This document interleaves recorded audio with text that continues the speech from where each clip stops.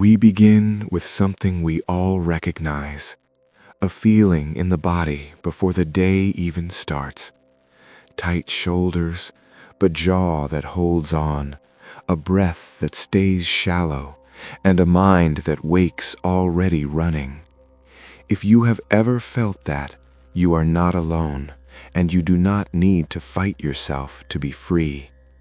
Today we sit together, not as teacher and student, but as companions, remembering the same simple truth.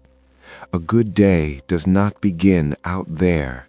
It begins in here, in the mind that meets the morning and the heart that touches the first moment.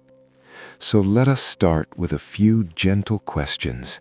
No pressure, no need to answer out loud, just answer quietly inside yourself.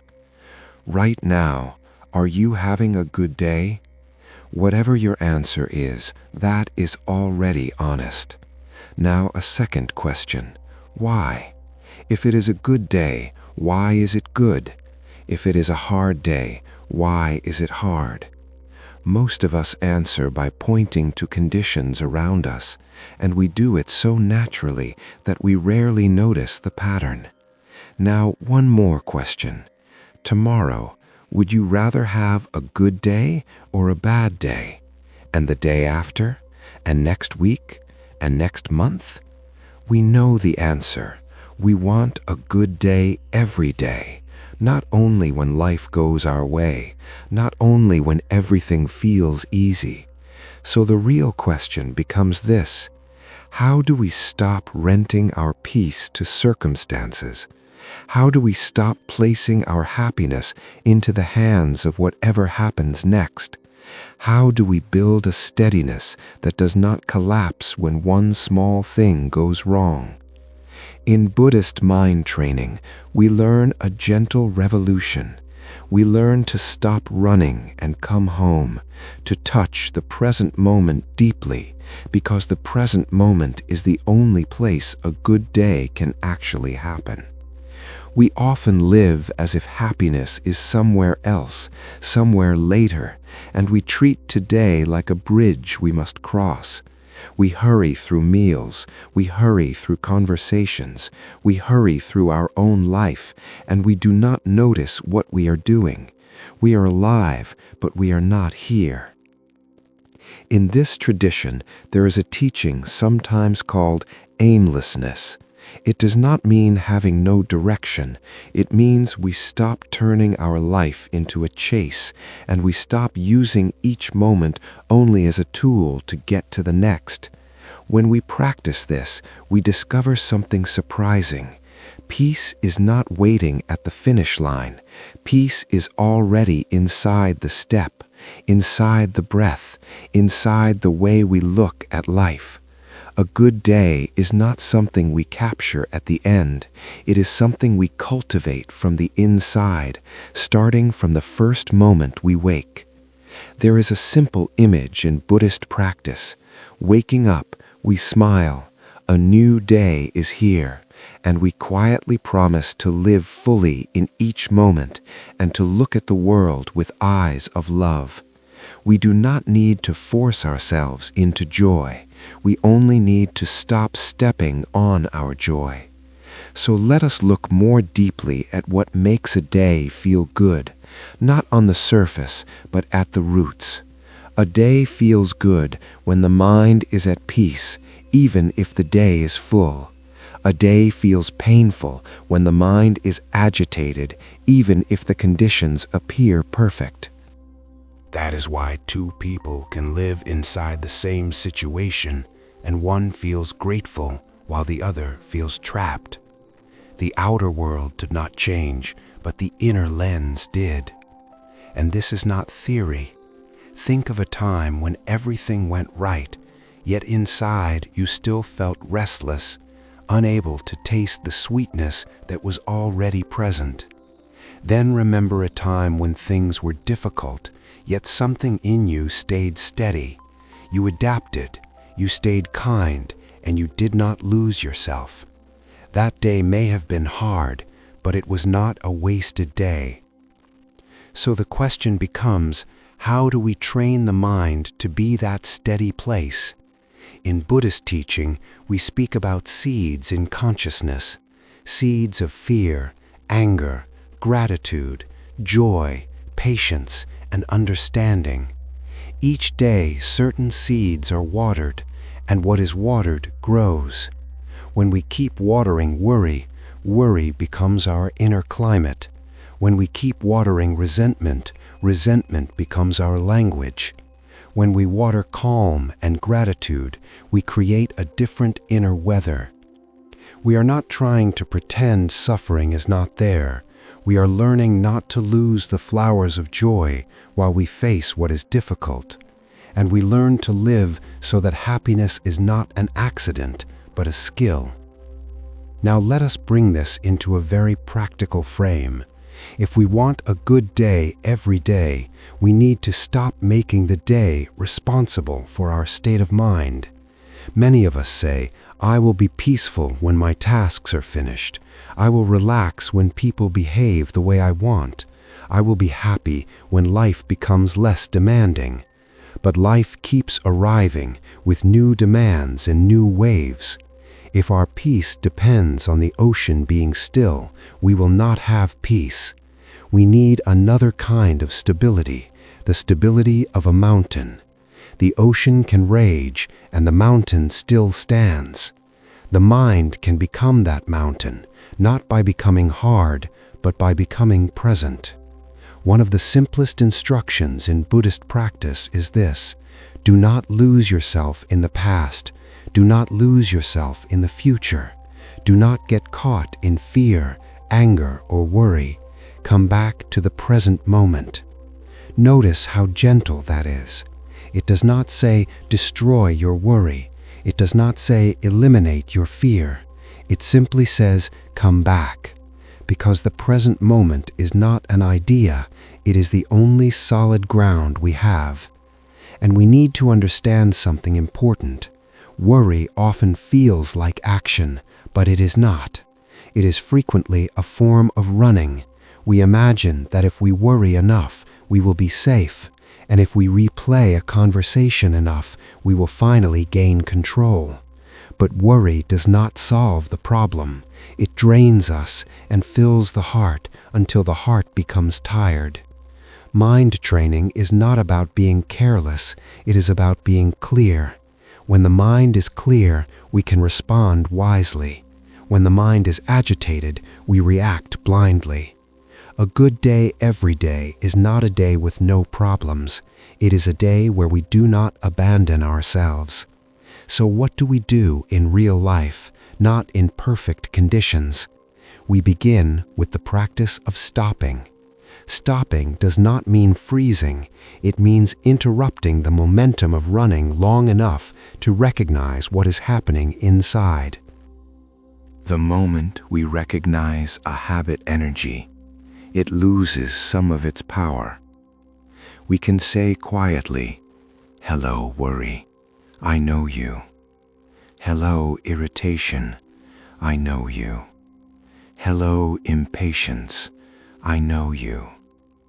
That simple recognition is already freedom, because without awareness, we are carried away. Now imagine the day ahead, a conversation that might trigger you, a task you want to avoid, an old fear that returns.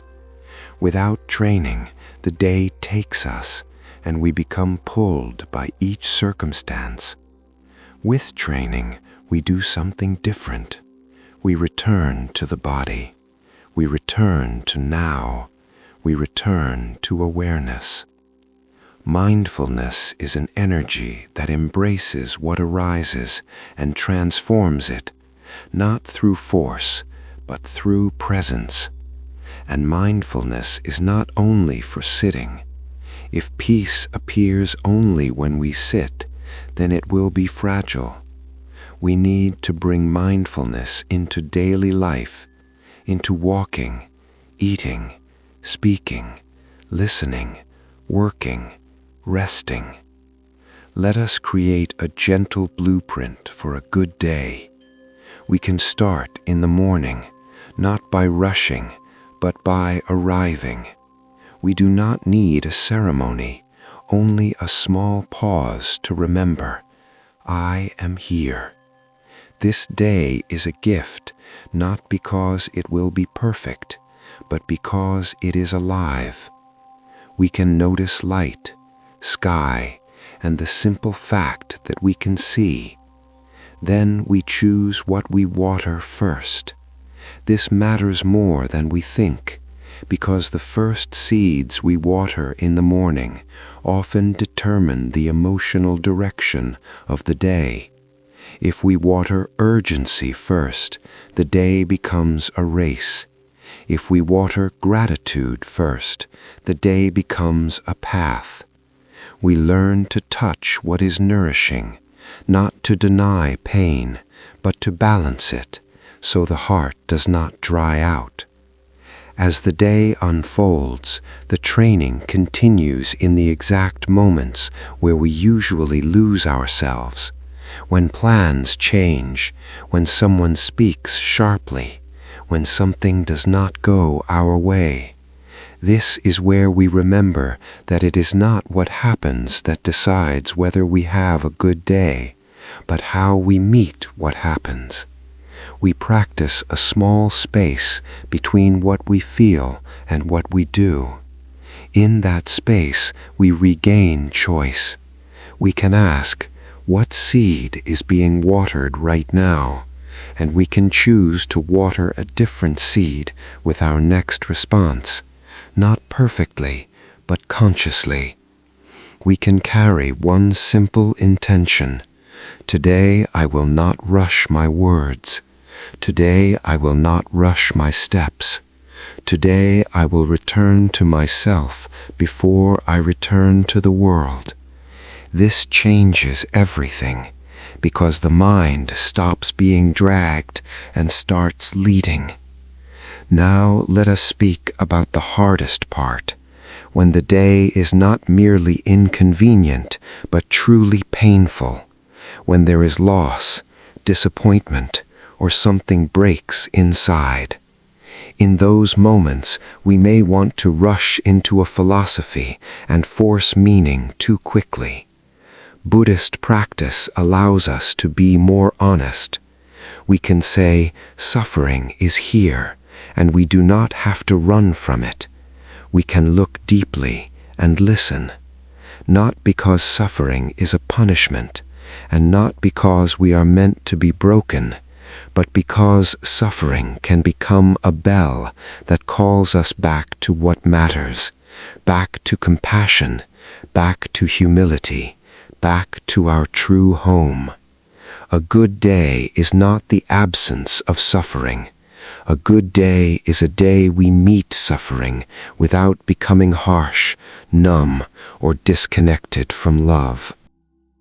This is why we cultivate a source of peace inside the mind, so when conditions are difficult, we are not destroyed by them. We can acknowledge problems without letting anxiety fill the heart, because anxiety does not help, and it weakens our ability to respond wisely. We want clarity and calm that can actually act.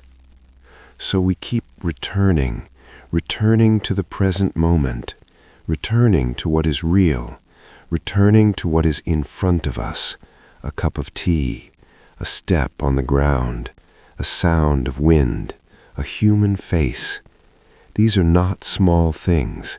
These are the substance of a good day. A good day is made of good moments, and a good moment is made of presence. If we want a good day every day, we stop treating happiness like a reward, and we start treating peace like a practice. Ethics and mindfulness walk together. When we live with care, the mind becomes lighter. When we harm, the mind becomes heavy. A good day is also built on how we speak, how we listen, and how we move through the world. Not with perfection, but with sincerity, because each act plants seeds in others and in us. If we speak with irritation, we water irritation.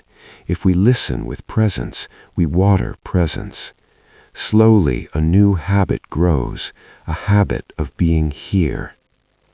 And now we come to the core understanding. Your day starts in the mind because the mind is the lens. If the lens is covered with dust, the world looks dull. If the lens is clear, the same world looks spacious. The lens can be cleaned, not once, but daily. This is mind training. We do not wait for a better life to be peaceful. We practice peace so that life becomes more livable. So let us make a quiet agreement with ourselves, not a dramatic vow, only a gentle commitment. When we wake, we will arrive. When we feel rushed, we will soften. When worry pulls us, we will return. When anger rises, we will pause. When we forget, we will simply begin again. Beginning again is one of the most compassionate skills we can learn. Will this guarantee perfect events? No, but it offers something better, a steady heart. With a steady heart, even a difficult day can still become a meaningful day.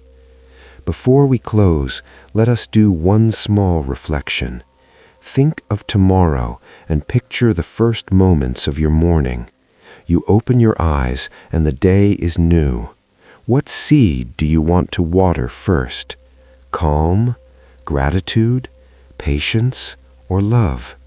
Choose one. Now imagine one situation tomorrow where you often lose yourself. In that moment, remember one simple phrase: I am here. I do not need to run. This moment is enough to begin again. That is mind training. That is the beginning of a good day. Not someday, but today. If this spoke to you, try it for 7 days, not to prove anything, just to feel the difference. Notice how often you run. Notice how often you return, and respect each return, because each return is freedom. Thank you for sitting with me. If you want more gentle Buddhist mind training for calm, clarity, and a steadier heart, subscribe to this channel. And share in the comments one thing you want to stop outsourcing, one place where you want to bring your peace back home. May we have a good day, not because the world is easy, but because the mind is awake.